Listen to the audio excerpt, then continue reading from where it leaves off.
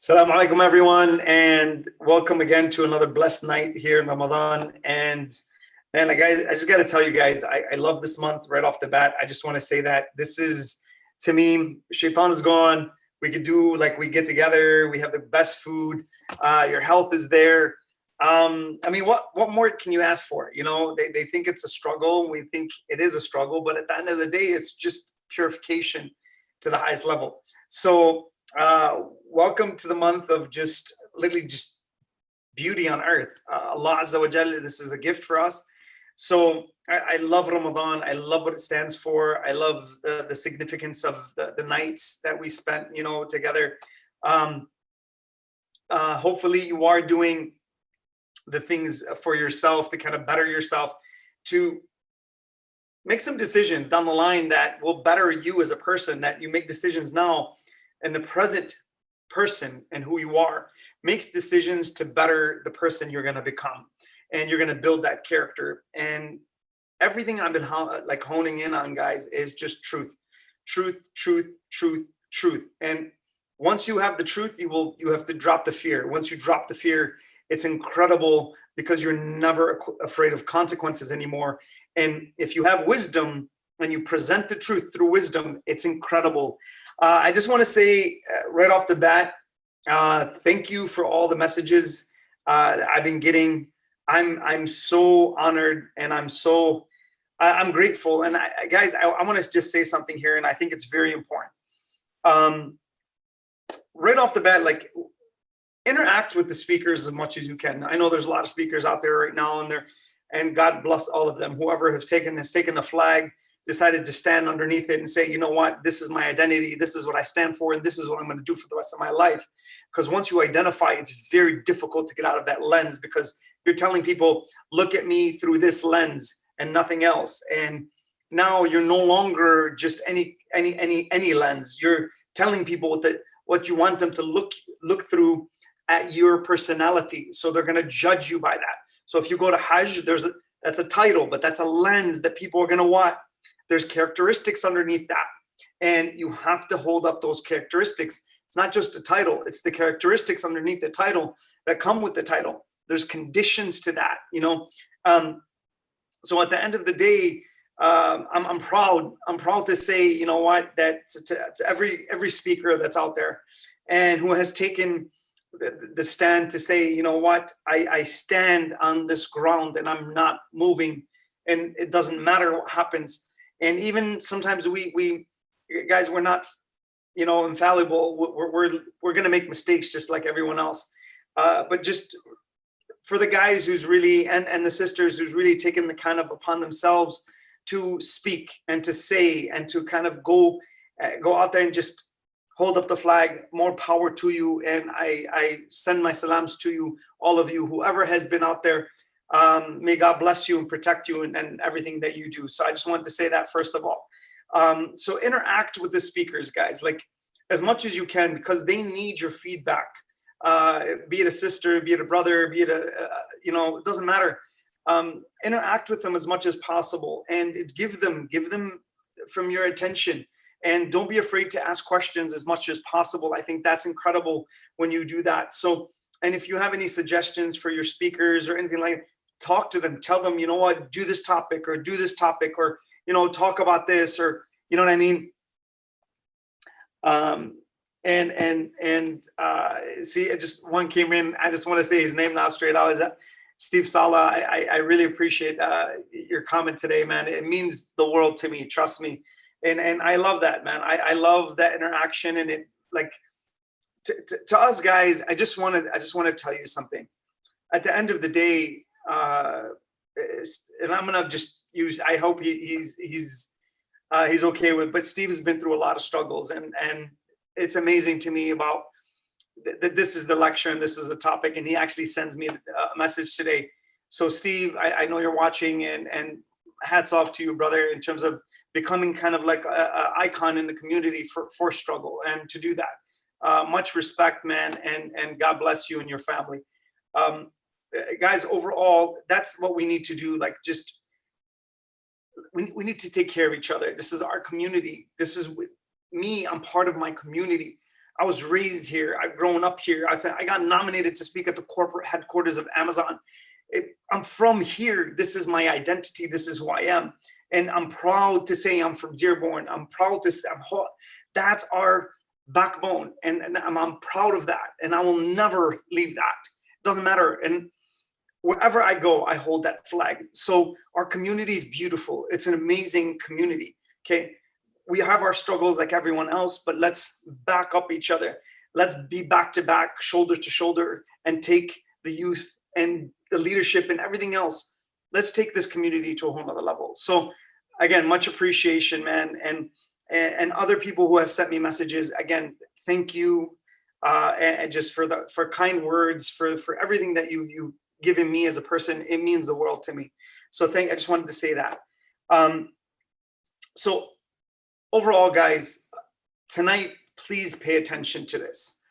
I'm gonna literally mix in so much information, and I just want to say, like, please, if you can take anything from the past lectures, take this one.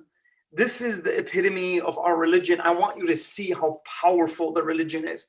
The religion is not a joke, guys. It's not a joke. It's a system. It's literally a software for your mind. And once it nourishes your mind and it locks in, it's incredible what it will do for you. Trust me on that. Guys, I'm going to give you a little story about me. I was just like everyone else. I was just moving along from just like a normal young man. Okay, I was just moving along in life. I wasn't doing anything wrong in terms of what the things I would other people would do, but I wasn't doing everything that I needed to do. So one day I just decided someone came up and they said they're like this Islamic retreat. I'm back there. I was like just all into my, my fitness and just everything about just show. And I wasn't a bad kid. It's not like I was doing anything wrong in terms of those kinds of things. I was just mixed into the system. But at the end of the day, I had my struggles. I was struggling with my identity and who I was. And somebody mentioned that to me. They said, there's this retreat, you go off for 4 days. And I'm sitting there, I'm like, okay, whatever, Then all of a sudden, a few of my friends went, and I saw myself, I'm like, okay, you know what? I'll just go. And I get there, and I decided to sign up, and I went. I get there, and we're getting on the bus, and I remember, like, as soon as we're getting on the bus, I get on the bus, and I feel so out of place. I'm looking around. I don't know anybody. You know what I mean? My friends were already had, I guess, went on their own. And now it's just this whole environment. I'm by myself. And I don't feel like I fit. I don't belong. So anyways, I said, it's like a moment where you stop and you say to yourself, okay, should I leave or should I stay? And that moment, you have to make a decision. I'm telling you, for me as a person, I wouldn't be sitting right here in front of you speaking to you if I had decided at that moment to leave. One decision. It's a small little moment in time, but I made that decision. I said, you know what? I don't care. I'm staying, and it doesn't matter.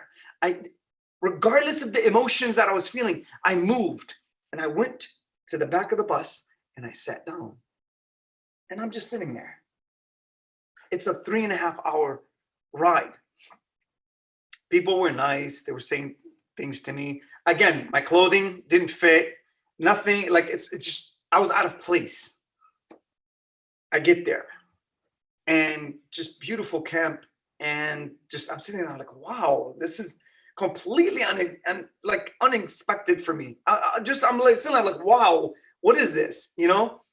And we get there, we sit down, there's food, there's just, everybody's really nice, and I just, for one moment, I sat down and I went to there was water, and I just sat down. I just left everyone. I just sat down. I just looked into the water, and I said, man, this is incredible.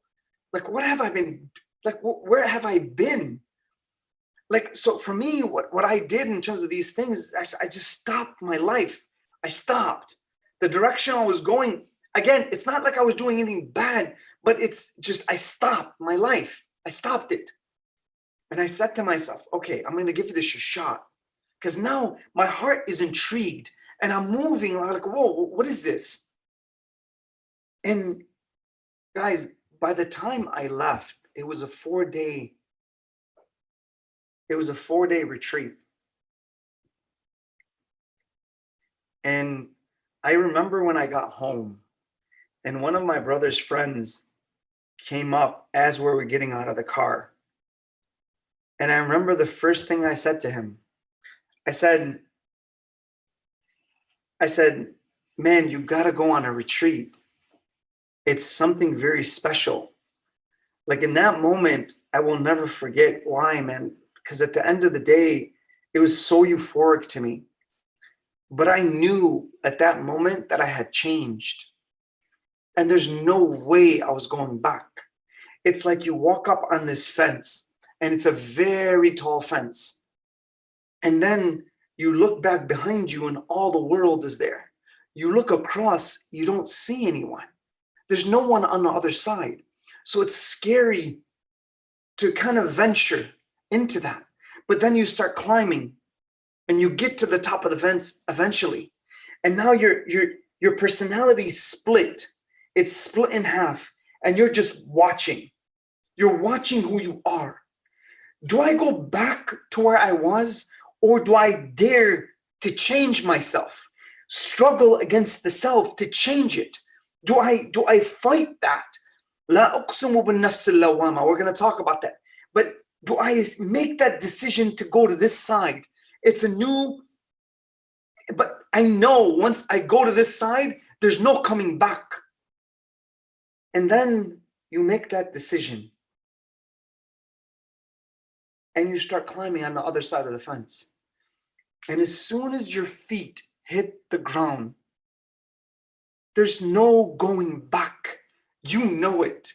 There's no going back to who you were. There's no way. It's a transformation. There's, our scholars, they said there's two births in life. The first birth, which is a physical birth. The second birth is a spiritual birth. And when that happens and your feet hit the ground, it's incredible. And you look on the other side of the fence of where you were, and you're like, oh my God. There's a new reality that dawns on you. Your lens is changed. And when you do that, your perspective changes. And then the way you're looking at reality changes. Then what you do, you start walking away from the fence on the other side. You start walking away from it. So now what happens? You realize that you're never going back. Guys, that decision for me was a long time ago. And on that retreat, I said I was going to go to Hajj. I made that decision. And 4 years later, I went to Hajj. Every year I tried and I couldn't go, for something would come up. But I made that decision. But that decision, that one small decision, changed my whole life. So guys, the struggle of the self is the most beautiful thing in this world. It's the most beautiful challenge. And I'm going to start off with this. And in the Quran, it says, Ya ayyuhan nafsul mutma'inna. Okay. And even before I get into this, I'm going to say what I need to say in terms of the respect for the Prophet sallallahu alaihi wa alihi, and join me in doing it. أعوذ بالله من الشيطان الرجيم. بسم الله الرحمن الرحيم. والصلاة والسلام على أشرف الأنبياء والمرسلين أبي القاسم محمد وعلى آل بيته الطيبين الطاهرين. اللهم صل على محمد وآل محمد. Now, النفس المطمئنة In the Quran, it says, Ya ayyuha an-nafs al-mutma'inna irji'i ila rabbiki. So, oh, that secure soul, come back to what? Come back to your Lord. It's okay, forget the cat, guys. She's always just messing around. But, Ya ayyuha an-nafs al-mutma'inna irji'i. So come back to your Lord. So now, nafs al-mutma'inna is this, guys. I want you to understand this concept. Nafs al-mutma'inna is the person who takes the conscious mind, the explicit mind, okay, their cognitive aspect of their personality. They take that and it dominates their subconscious, implicit mind. That's the person who can control this. I want you to think of the Prophet ﷺ, where he had the Quran downloaded into his subconscious.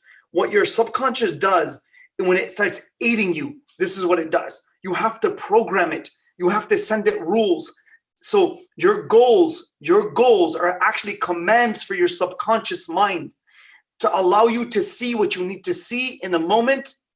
When that challenge comes up, your subconscious mind reaches back into your toolbox, brings out the right lens, sets it into place. Now you see clearly. It's evidence for you that it's evident for you in terms of what you need to see. You become aware. So it gives you that lens subconsciously. It does it automatically for you when you program it right. So imagine Rasulullah sallallahu alaihi wasallam when he had the whole Quran downloaded as his system. That's in his subconscious. That is him. And he brings, when the situation, any challenge comes up, there's an answer. Automatically, he doesn't have to think. Your speed of decision making is incredible then. Why? Because you've already programmed yourself as a person. This is the struggle against the self. The one whose conscious mind dominates his subconscious mind, programs it properly. Then what? When I need it, I have I have the lenses that I need. They're like minions. It just goes out, the subconscious grabs what I need in the moment. I don't even have to think about it. It just sets it into place. I'm aware instantaneously. When that happens, guess what? I see things others can't see. I have the right lens that I'm looking through because my subconscious mind is programmed properly. Now, when that happens, and now the challenge comes and I hit it so quick, most people don't even realize what has happened because I'm so quick in my adjustments to the situation because I can see, I have insight. Now, what creates right lens? Truth of the mind. You have truthful thoughts connected to the right emotions. That creates a lens. Think of your perspective as a camera with exchangeable lenses. The camera is your perspective. Your subconscious mind owns the lenses. It will bring it back into place. When a situation happens and you're looking through your perspective, okay, you need a lens to look through. So now what happens, here's the challenge, okay, it comes to you. Your subconscious mind reaches back, places a lens on your perspective. Now you are aware. That's insight. If you have the correct and truthful thoughts connected to the right emotions, now it pops it into place, instantaneous awareness and instantaneous drive. Your emotions allow you to approach or avoid. That's the way it works. So now when you do that, you will know exactly what has happened. You will know it.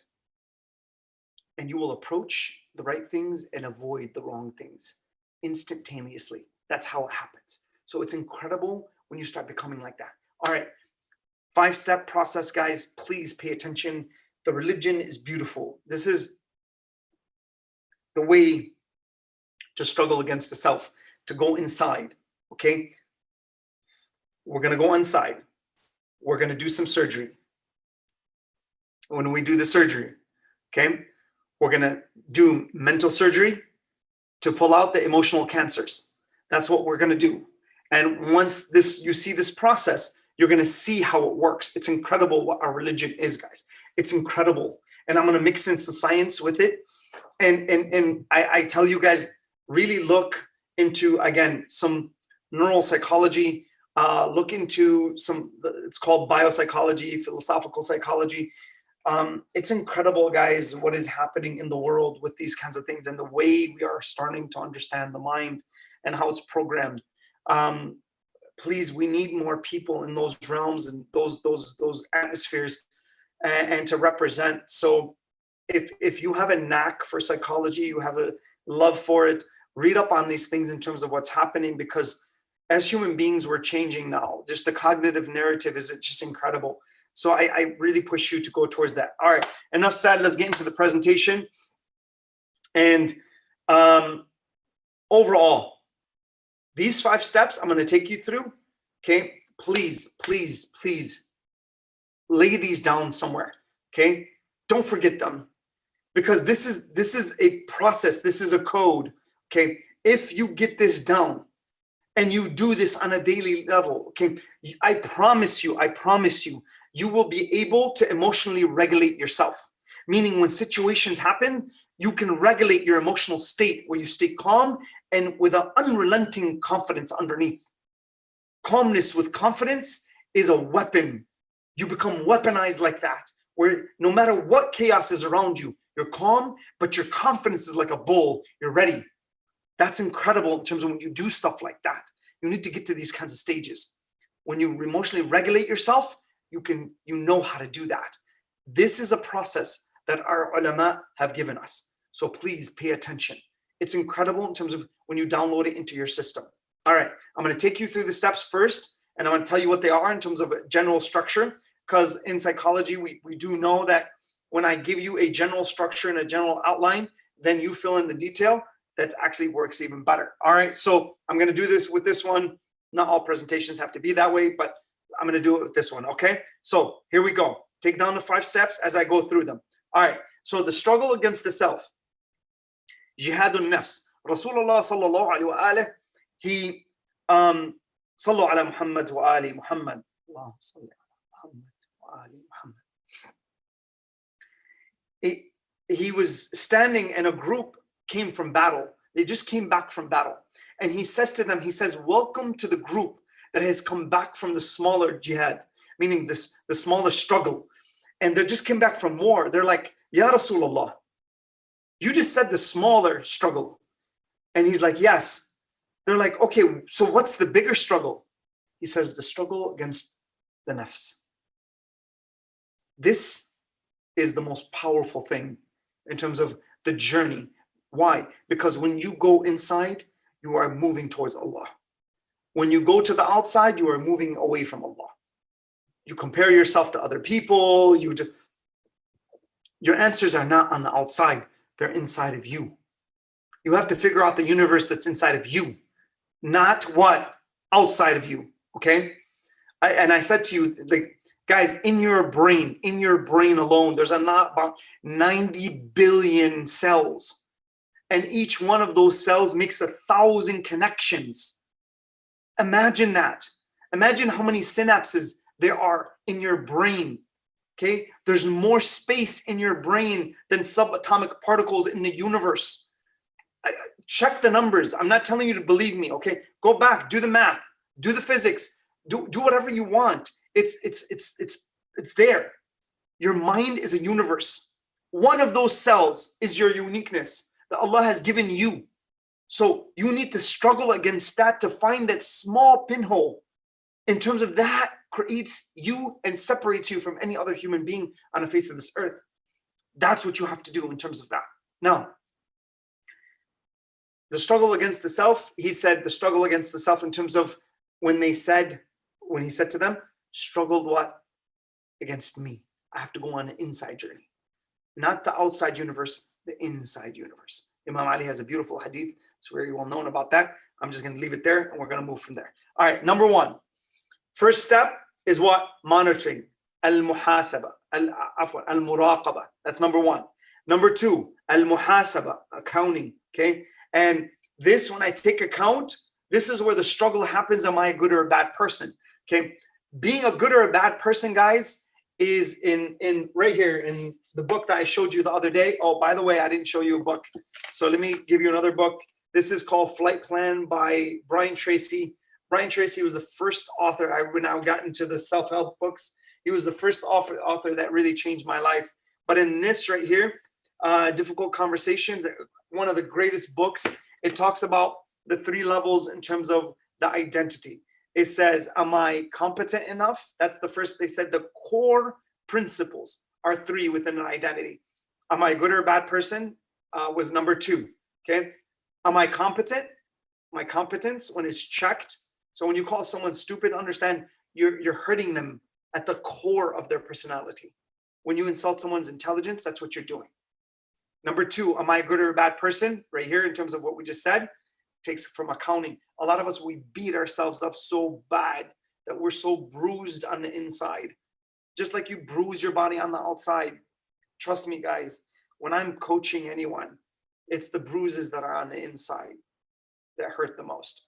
And please, guys, as you guys are moving like through this life, try not to hurt anyone, because those are sins that are going to follow you to the day of judgment, unless that person forgives you.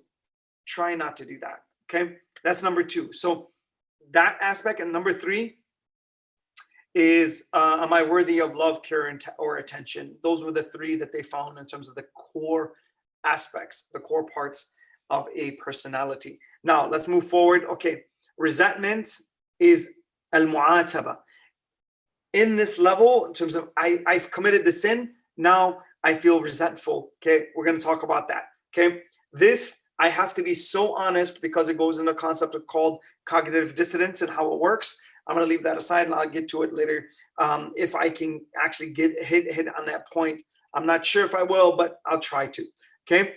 Number 4 is al-muharaba, the struggle now against the self. Okay. That's number 4. And number 5 is now becoming habitual, which is al-muwadaba. Okay. Creating, when I struggle and I create a new habit and I set it in line, I got it. Now I have ownership of that habit. If my habits are not just rented for a day or 2 or 3. Okay. I'm not just in Ramadan. I'm a Muslim, which I rent kind of the religion for a little while. And so I feel better about myself. Yeah, it's okay. I did a little bit. And guys, I'm talking about myself with my own struggles. I'm just trying to give you a little bit. So hopefully, if you maybe a little lazy, it's okay. I'm trying to push you just a little bit. So forgive me. I'm not being condescending. I swear to you, I'm not. It comes from a deep felt place in my heart. And I'm not trying to look down at anyone. No, when I do these things, I want to push you towards the right things. And hopefully that, and if you're good and you don't need my advice, grab it and throw it against the wall. But I appreciate it that you're listening. So these are the 5 stages, and we're going to go through them one by one. All right. So number 1, al-muraqaba. In psychology, this is called awareness training. And if you have ever had any mentorship, or this is actually a thing that we do. So I do this with my clients. But regardless of that fact, let's go into what that is. Okay, becoming self-aware. Remember I talked to you about the lens? Okay, so I want you to think of your conscious mind. Something happens where you get triggered. Okay, your sensory neurons go off, your inner neurons connect to that, and then it goes to your motor neurons. That connection, now you just react and you hit someone back and you don't even think about it. What happens in the loop here? All subconscious. Then afterwards, oh my God, I shouldn't have done that. I shouldn't have. Guys, we have people who kill people in that state. That's why they plead insanity. But becoming aware of your what you're doing. So taking out but taking the process to figure out what is good and bad actions have been made through the day. You have to look at that. You have to create a schedule. Okay, what have I done? Did I hurt someone? So I was just, not too long, I was part of a conversation, and this person brought up another person's name. And I just shifted the conversation so quick, just really quickly. It wasn't, I didn't hurt the person. I just shifted the conversation. God, I didn't want to go into that. And the person didn't really know it. They didn't mean it. But just I'm a little advanced in terms of what may happen. And they didn't do anything wrong. I just shifted it just a little bit just to make sure that doesn't go, because that person's name was mentioned. And if the other person now mentions something negative, which you don't own, now you just got yourself in trouble for no reason. So, and if you see the pattern, then you will see your good and bad habits, you should change. Now, guys, this is your conscious mind. When you check your system every day, okay, you check it. What you're doing is you're taking your conscious flashlight and you're shining it on your subconscious wiring. That's what you're doing. And you're looking at yourself and you're saying, wait a minute, there's an inside person here that's here. Why did you give me this lens in this situation? Why did you do that? You shouldn't have done that. I'm checking myself in terms of my own subconscious mind. And it's the automatic system. There's a concrete system and there's an automatic system. The automatic system is just triggers. It doesn't think. It just hands you what the lens and says, look through this. And guys, I want to tell you something. Please be aware of this. Please. The more you lie, the more you lie, the more you will train your subconscious to lie. Guaranteed. The next time you don't have time to think, check yourself and see if your mind, which is subconscious, comes up with a lie or it tells the truth. Check yourself at that moment. It's incredible how much you'll know about yourself when you don't have time to think and you're put in a pressure situation and you have to lie to get yourself out of it. Do you say the truth, even if it's against yourself? Imam Sajjad alayhi salam, Dua Makarim al-Akhlaq, I recommend it highly. Listen to it every day. He says, Al-Qawli bil-Haqq wa in az, to say the truth, even if it's against myself. Do you have that kind of courage to do that? That is awareness training. It's training yourself for the truth. That's how you need to become. Now, guys, I want to tell you something here about when you start studying your day, you're going to go into time management. You have about 3,000 thoughts per hour, okay? About. Some say 50,000 per day, some say 60, some say 70. We're going to take the 70 right now. That will break it down to about maybe 2,916 thoughts, which is about 3,000 thoughts per hour. Think about that. That's your bank account. That's your bank account. So you have 84,600 seconds per day. That gets dumped into your bank account each day. What are you going to do with it? You have 3,000 thoughts per hour. How many of those thoughts are you going to spend thinking about Allah? How many of those thoughts are you going to spend, okay, doing nonchalant things? How many of those thoughts are you going to spend playing on video games? How many of those thoughts? Cell phone. Check your screen time. Okay, if you're doing the right things and you're in front of screen time, no problem. That's great. Use technology for what it's supposed to be used. This is your life. This is the bank account of your life. And watch this. In the Quran, it says, قَالَ رَبِّ لَوْلَا أَخَّرْتَنِي إِلَىٰ أَجَلٍ قَرِيبٍ فَأَصَّدَّقَ وَأَكُنْ مِنَ الصَّالِحِينَ. He starts asking Allah, please pay attention. Now he's facing Allah. He's in the day of judgment and he's standing in front of Allah. Allah in the Quran, it says, وَهَلَكَ عَنِّي سُلْطَانِيَ. My own will is taken away from me. And it's only allowed, I'm allowed to speak when I'm given permission. Now you can't imagine just standing there and you can't even speak till Allah commands you to speak. Now you're in that moment and fear strikes. يوم يفر المرء من أخيه وأمه وأبيه وصاحبته وبنيه لكل امرئ منهم يومئذ شأن يغنيه. You will flee from everyone. Your father, your mother, your brother, your spouse, your children. You're going to have something that's going to occupy you. And every one of them will. Why do you ask for time? He says, قَالَ رَبِّ لَوْلَا أَخَّرْتَنِي. Allah, please give me a little more time. Why doesn't he ask to be put out of hellfire? Why doesn't he ask to be put in heaven? Why doesn't he ask to what? For a house, for a car. You would ask for anything. Why would you ask for time? Because you're going to realize that this time that you just had, you wasted it. And it's gone. And there's no bringing it back. How does Allah answer this person? He says, وَلَا يُؤَخِّرُ اللَّهَ نَفْسًا إِذَا جَاءَ أجلها. He says, Allah will not give you an iota of time. When your time is done, it's sealed, it's done. There's no going back. It's a one-way ticket. Time is a one-way ticket. You're not gonna what? Be able to go back. That's it. It's in course. Use your time wisely. Use it. Right now, the last 5 minutes, they're gone. Bring them back if you can. You can't. Number one, al-muraqaba. Take a schedule for yourself. See, okay? And see what that schedule is. In terms of now, the next stage. Watch what happens. Al-muhasaba, accounting. So, like, cognitive reflection is a beautiful thing when it's done right. When you do it right, it's incredible. And I'm going to take you through some of this. Why do I need to count? Why did I commit the sin? And what's the reason behind it? Now you're doing accounting. Now you have your schedule, right? You have your schedule. Why did I do that? This is you checking your subconscious element. Why did I react? Do I have a problem here? Is there a wire that's connected to the wrong circuit?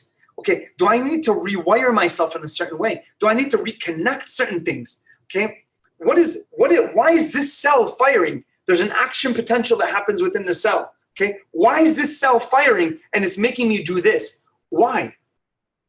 Why is that happening? This is you taking account in terms of what you're doing. Now, watch this. ليس منا من لم يحاسب نفسه كل يوم. This is Imam al-Qadim alayhi salam. He says, you are not from us, from amongst us, the Shia of Ahl al-Bayt alayhim salam, if you don't do this every night. Look at yourself. Look at your programming. That's the only way you can self-improve. The outside is a testing ground for the inside. You're a prototype and you're testing your ideas. You're testing your thoughts on the outside. So check yourself so you may better yourself in terms of what you're doing and how you're moving. Okay, so going through that, okay, process of triggers, okay, guys, marking down these things, and I'm not going to go through these too much. Okay, I'm going to give you this really quickly that you guys can write it down. I don't have time to go through it, but this is a process. This is called, this is in the book, man, it's not coming to me. Somebody sent me a text of which one I'm thinking. If you remember it, send me a text. I'd love to see somebody give me a little shout right here. I'm gonna wait like a few seconds. It came back to me, but I already committed. So let's see if someone sends me something. Which book is that from? Does anybody know? Anybody who's watching? All right. Okay.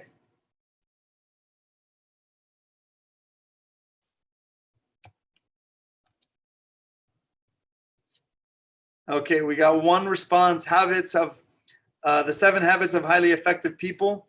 Not yet. No, that's not where it's from. It's a great book, by the way. And here you go, Steve. Let me see. Where is it? Here's the 8th habit. And we did do it. Yeah, here we go. We put that book out there. So those are some of the books that we're going through. Anybody else want to take a shot? Okay, I don't have that time to wait, but thank you for your response. That is from The Power of Habit. Guys, that's an incredible book.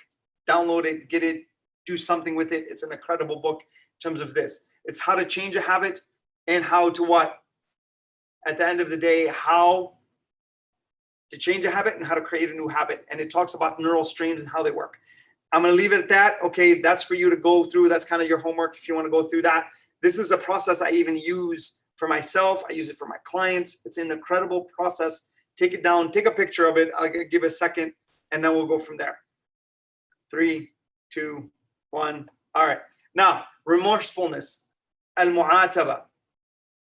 Here we go in terms of this, guys. Okay, I feel okay, I feel that now I've gone through and I've committed the sin. Okay, I've committed something wrong, and I know it. Okay, now, guys, I talked about al-muhasaba, and we said about a good or a bad person. And in the Quran, I'm going to go back here just one step. Okay, in this, okay, this is where being good or a bad person, in terms of this other book right here, in terms of the difficult conversations, that's where it comes from. Okay, being a good or a bad person, in terms of when you take account for yourself, guys, please, some of us, we hurt ourselves so much because we go towards self-sabotage. The guilt eats us up and we don't know how to deal with it. So please, if you're like that, okay, understand you're still doing something wrong. It's good to feel remorse. It's good to take account and to feel the guilt. Okay, but you got to vent it. You got to be able to understand that past that is forgiveness, and Allah forgives you. You have to actually be able to get to the next stage in terms of that you have to learn how to do self-forgiveness as well. When you do that, you're letting the poison out in terms of that aspect of it. So you have to believe in Allah's mercy. Allahumma inni as'aluka birahmatika allati wasi'at kulla shay. I ask you by your what? Your mercy that has encompassed everything. So if you're like that and you beat yourself up a lot, you got to be careful there too. You got to be careful on that side. Okay, don't go to extremes on either side. Now, in this one, we talked about what? In terms of being honest. So honesty versus what? Rationalization. I'm going to get through that. If I can get through this whole thing, that'd be great. If not, I'm just going to leave that point aside. All right. Understanding guilt. Guys, please really listen to this. This is in this book right here. These concepts are in this book right here. This is an amazing book in terms of, if you want to understand, this is one of the top psychologists in the world. Okay. If you want the book, there it is. All right. So now, guys, he talks about what guilt is, and he talks about what shame is. What happens when our actions contradict our principles? This is what happens. It generates guilt. Okay, guilt can be a downward spiral of increasing self-hate, immobilizing us and damaging our what? Self-esteem. Guilt is great, but you got to know how to deal with guilt. Okay, guilt happens when we go against our principles. When you go against your principle and something you truly believe in, that means your actions go against what you believe.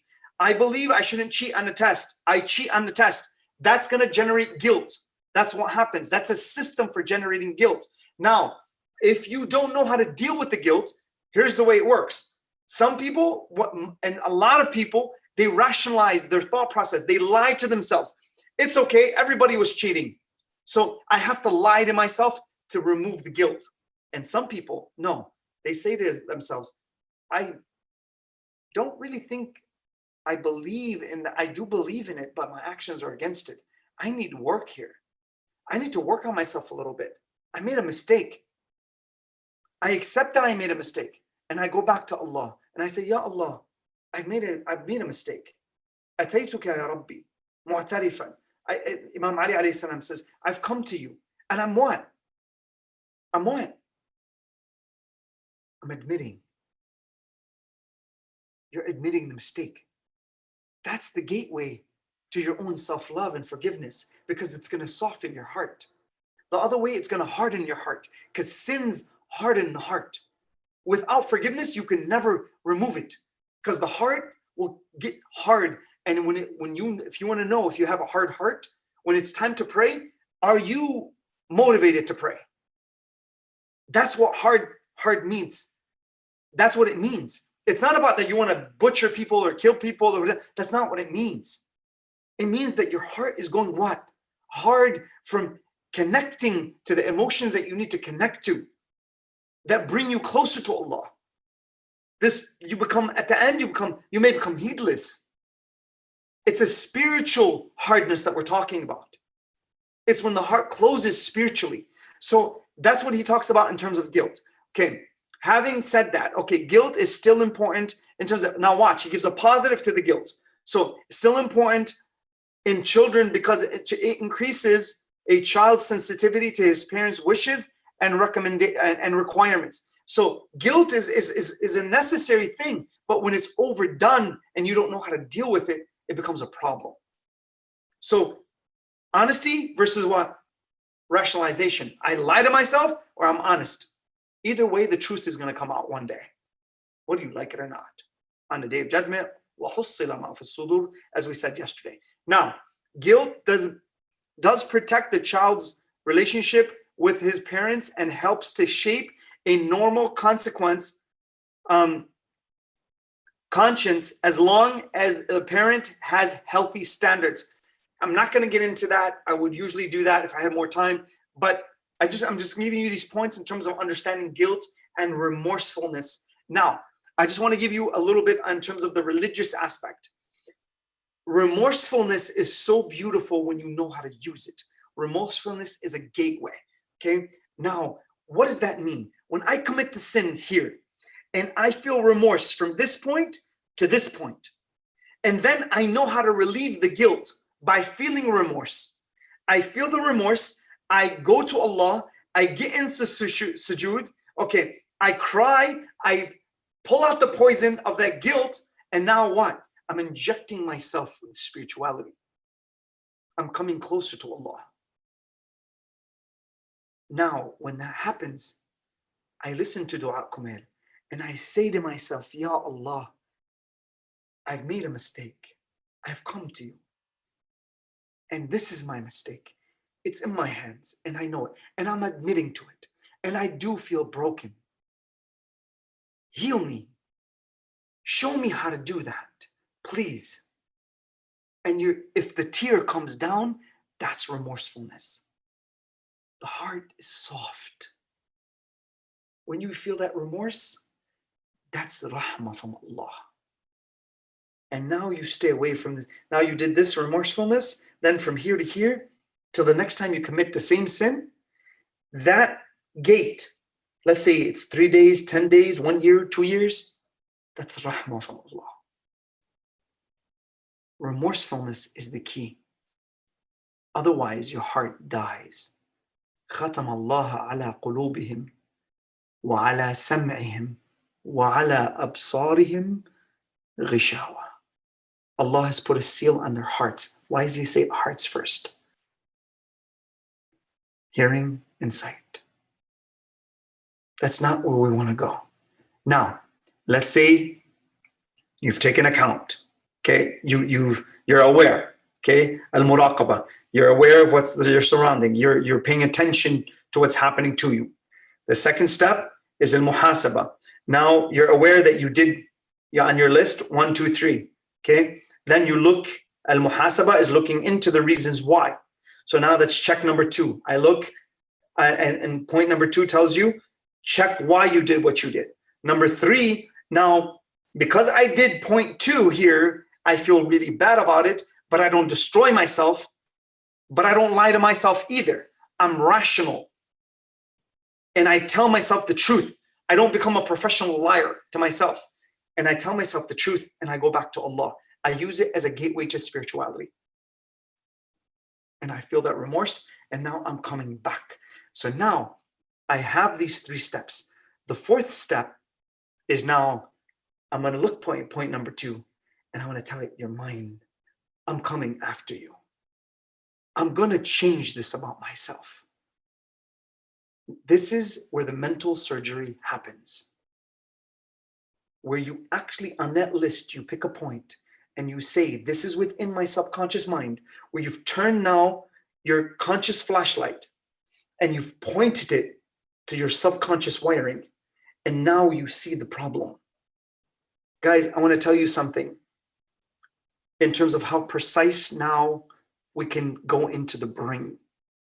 We can actually excite one neuron, just one neuron out of billions and billions and billions and about 90 billion neurons in your brain.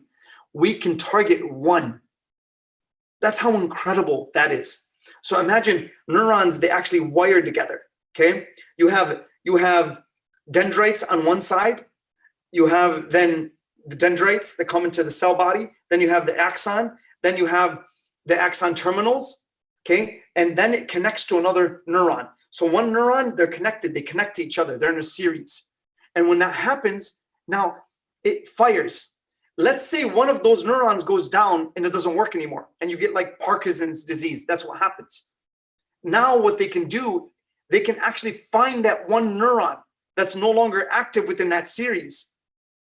And the person who's shaking like this stops shaking because they put a probe in it and they give it impulses by a pacemaker. And now the person has full functionality. They can run, they can get up. It's incredible what's happening within the mind, guys. It's incredible. So imagine your neurons that are like that contain the right information. And they're connected to the right hormonal streams within your body that bring the right feelings. And it's incredible what happens when you connect like that. And you get into sujood in front of Allah. And now you're thinking of what you're saying. Bismillah ar-Rahman ar-Rahim, as we said the other day. Ar-Rahman, Alhamdulillahi Rabbil Alameen. Ar-Rahman ar-Rahim. And you say that and your heart just floods with emotion. Wow, that's my Lord. And you connect to the words. That means you have the right circuit firing. That's releasing the right hormonal streams. And now you have an emotion.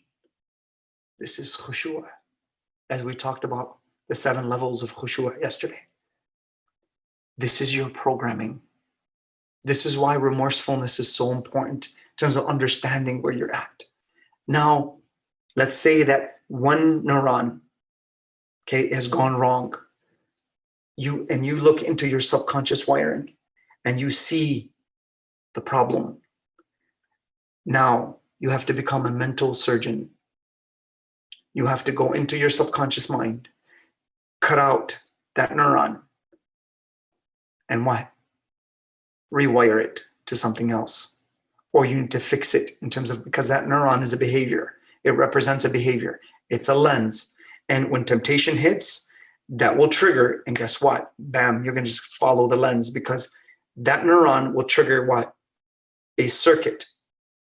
And when that circuit hits, it's going to hit what? Your heart in terms of your hormones. And now you feel that emotion, and now you're connected to whatever it is that temptation is. And you've done it so many times that it just, small little trigger stimulates that neuron, you're done. And you just go straight to it. The shaitan's not even present anymore. He's not even there, and you can still do it. And if you really want to test yourself in this month, look at your temptations in this month. That's your nafs. The shaitan is not around. That's your nafs. That's who you really are. Whatever temptations you have in this month, those are the things you need to go after, because the shaitan is no longer involved. It's your neural circuitry that's wired that way now. That's become you. That's your reality. You have to go into the circuits, snip that circuit that causes the emotional hormonal stream, and you have to get out the hormonal cancer as well. You snip the circuit, you'll get out the cancer, the emotional cancer. Rewire it and move it to something else. That's the way it works. Biopsychology, religion, intact. It's so beautiful. The religion is the most impeccable thing. It's a system, it's a software that when you have it, nothing can move you. Move me from my principle. Move Imam Hussein from dignity. Move him from honor. Move him from respect. Can anyone take that away from Imam Hussein? That's principle. That's a system within an identity that is submissive to Allah. That's power. So that's how we should work. Number 4, al-muharaba. Now I've committed the sin and I've gone in through my exercises. I see where the sin is. I see it's number 2. I point my flashlight to it and I say, now what? I've gotten all the triggers for it. In terms of, I see it exactly where it's at. I see what time of day it happens, who are the people, and I see it's a friend that's doing that. Ya laytani lam attakhid fulanan khalila.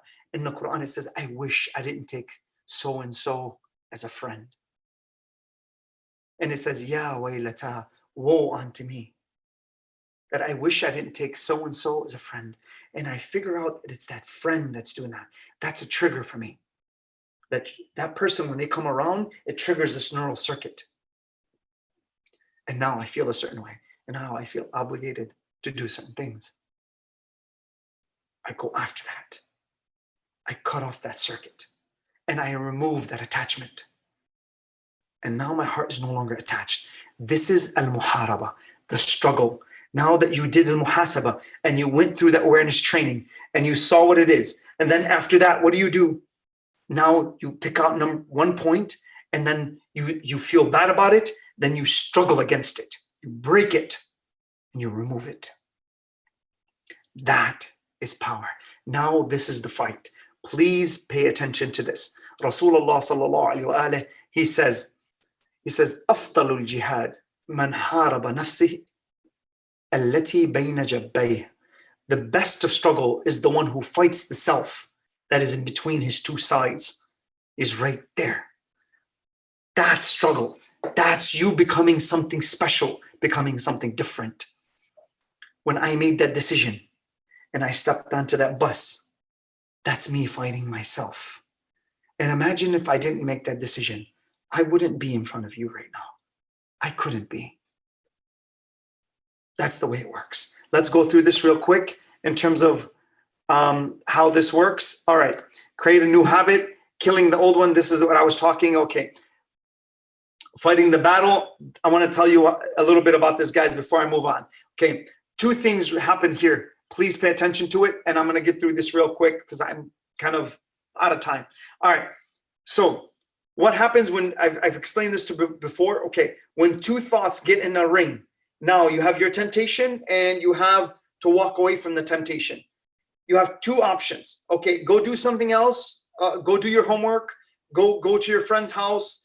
Go to school. Fast, or commit a sin. Okay, that will break your fast. Let's just take that example. Okay, I have a sin, a temptation that's gonna break my fast. Okay, and I have what? I have temptation and I have fasting. Whatever thought you allow to win, literally whatever circuit in your brain you allow to fire, okay, and you have inhibiting neurons and you have exhibiting neurons. What those mean is this: there's a bunch of cells that fire at the same time to get you to go towards fasting. And there's a bunch of cells that fire at one time to get you to go towards what? Breaking your fast and going towards temptation. Whichever one system works, whichever one wins, gets dopamine. And dopamine is like food for neurons. It makes them stronger. It makes that circuit stronger.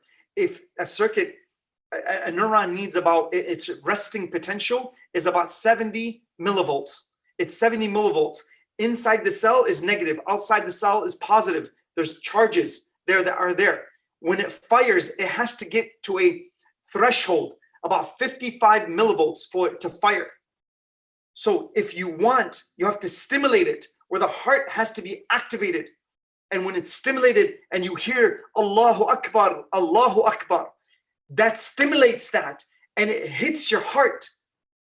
And when it does that, you're in sujood and you're beyond. There's nothing that will stop you from getting into that. If you're nowhere to pray, you have nowhere to pray, you will find a way to pray. Why? Because it's so impactful that when it fires, it's there, it's yours now. That is that. So because you've done this so many times and you've conditioned the heart to do that it's gotten so much dopamine. It's like going to the gym. People get addicted to the gym. It's the same thing because it's that dopamine release. You can get addicted to salah. Imam al-Sadiq alayhi salam, he says, Kullu shay'in aada hatta al-ibadah. He says, everything is a habit, including prayer.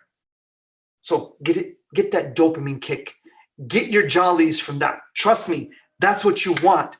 That's how it works. Now from here, guys, Brother Jawad, I don't know if you're watching, Brother Jawad Kaki, he's the ex-VP of Microsoft. Thank you for calling in. I don't know. I can't answer right now. I'll give you a call back. I don't know if you're watching, but I'm grateful. And so from here, guys, please, on this, I'm going to move forward. Okay, process. Honesty versus justification. I'm not going to go through this. I already gave you that a little bit earlier. Okay, justification, what happens, honesty. Okay, right here, guys. I want to give you these 8, but there's actually 10. I'm sorry, there's actually 9. I have one that's missing on here. I know it because I didn't put that in. All right, so Imam Ali alayhi salam, he says, Ataytuka ya Rabbi in dua kumel. Please, the dua is this. Listen to me. The dua will feed those neural circuits. That's what it will do. A dua is a system. It's a system of what? What is it a system of? It's a system of medicine for those neural pathways that connect properly. If you connect them into your system and you download them properly, it will create a... That's medicine. Ya man ismuhu dawa. Okay, the name of Allah is what? Is a pure. It's a medicine for the heart. Why? Imam Ali alayhi salam, he says, Inna Allah ja'ala dhikr jila'an lil qulub. Allah has made what? Dhikr, his remembrance, an enlightenment for the heart. It's a calmness for the heart. Tranquility within the heart. A dua. So please, the next time you're going to listen to music and you're going to listen to what?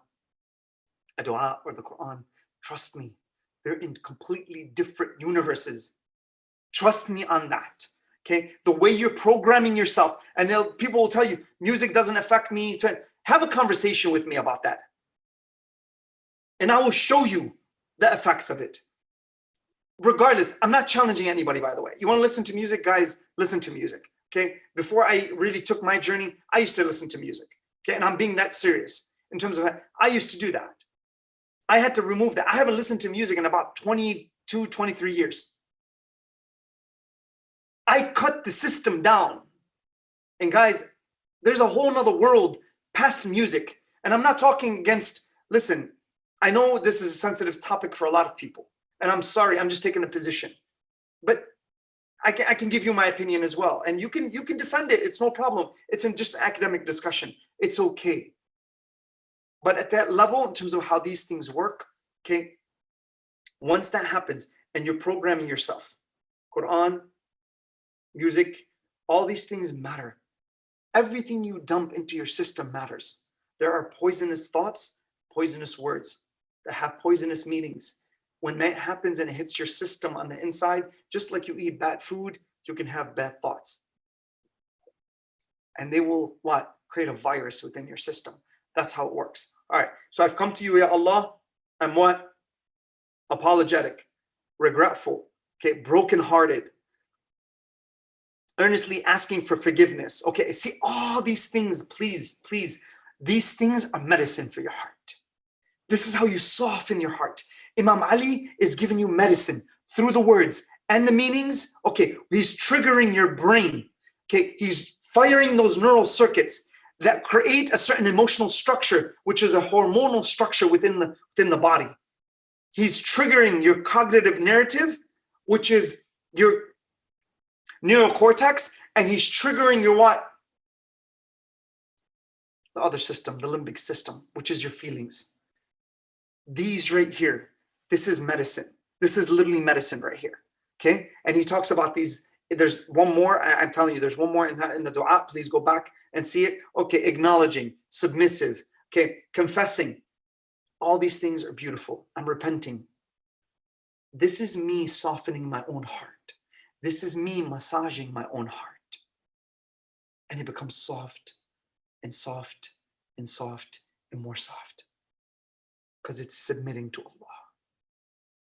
That's the beauty. إِلَّا مَنْ أَتَى اللَّهِ بِقَلْبٍ سَلِيمٍ. Surely the one who has come to Allah with what? A tranquil heart. That's where we want to get to. Now, number 5 is habit. Creating a new habit after you win the battle. Now, you've decided, you know what? Here's the temptation. You say, no way. You've got me before. Not today. My fast is too strong. My belief is too strong. My wiring is too strong. My hormonal streams are too strong. And I see you.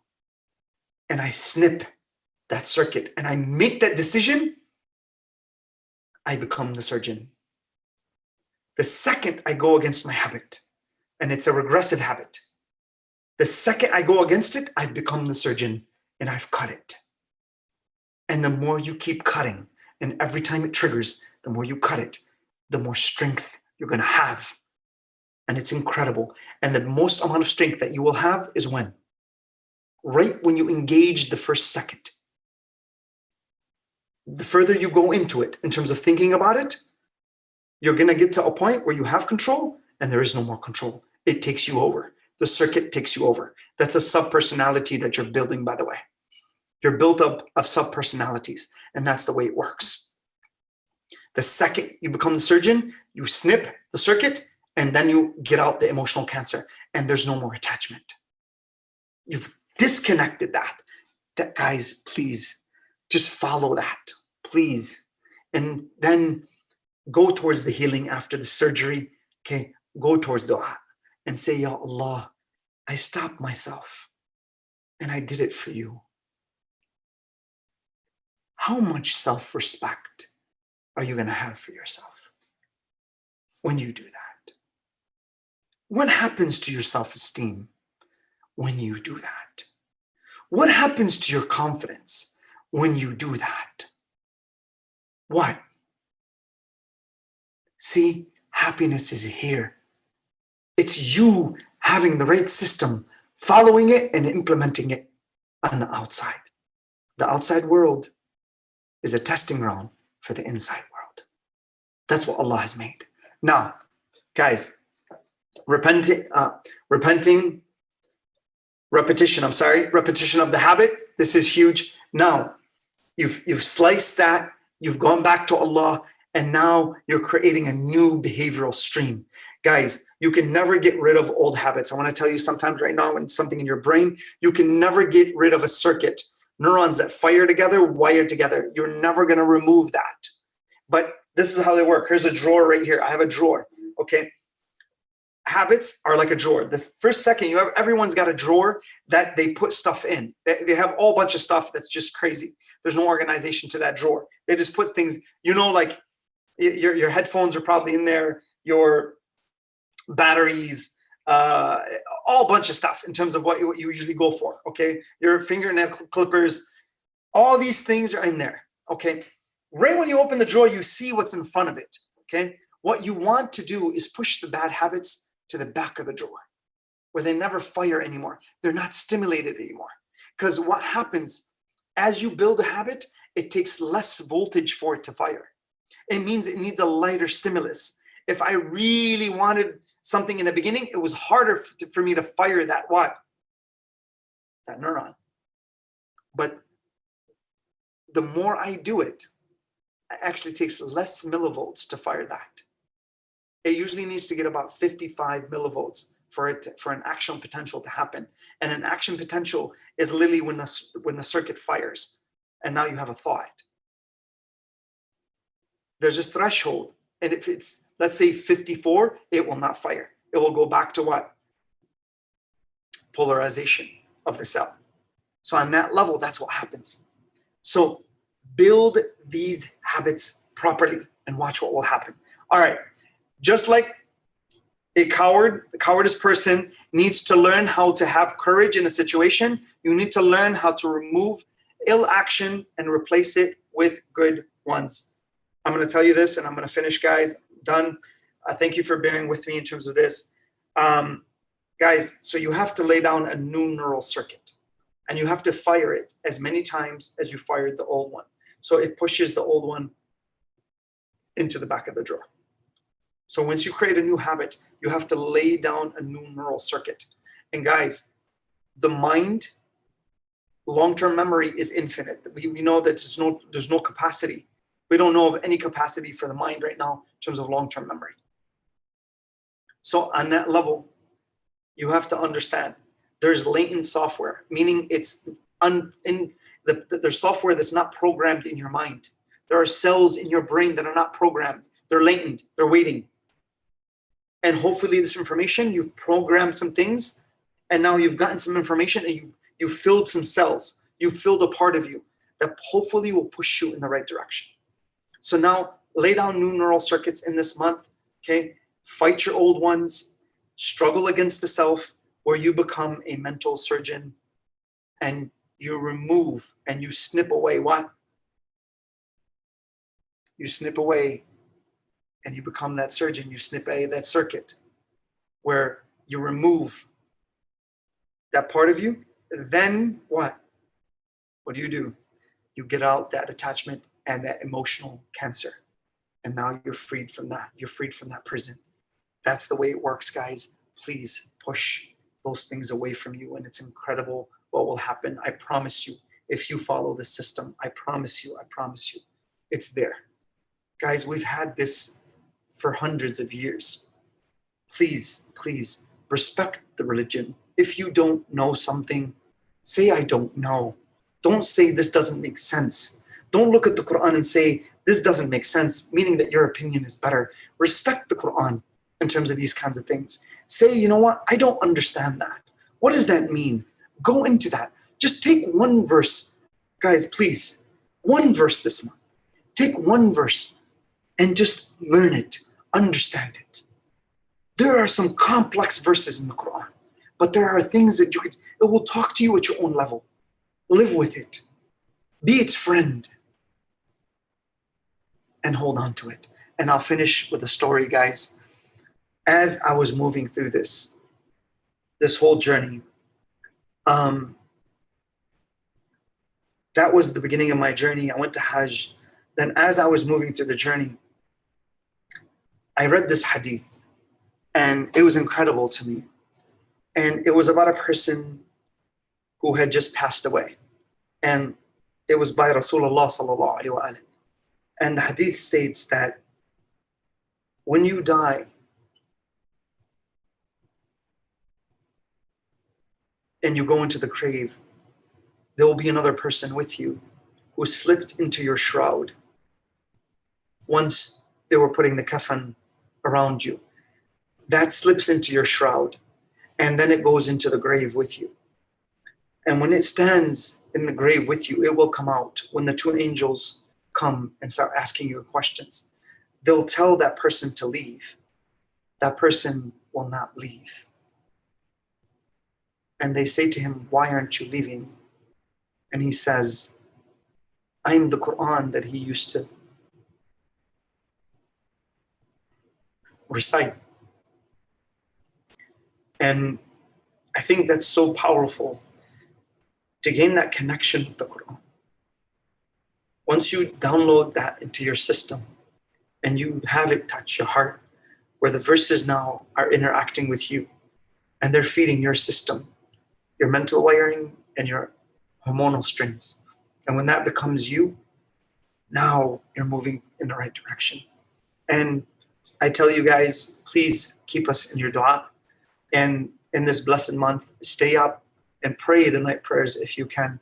And if you do, please remember us and remember the people who are on this call. Remember all your brothers and sisters around, and pray for others before you pray for family. That was Fatima Zahra alayhi salam's desire to do that. That's what she always did. And when you do that, Allah will answer your prayers and you don't even have to ask. Wa akhiru da'wana and alhamdulillahi rabbil alameen. We'll see you next time, guys. Assalamu alaikum wa rahmatullahi wa barakatuh.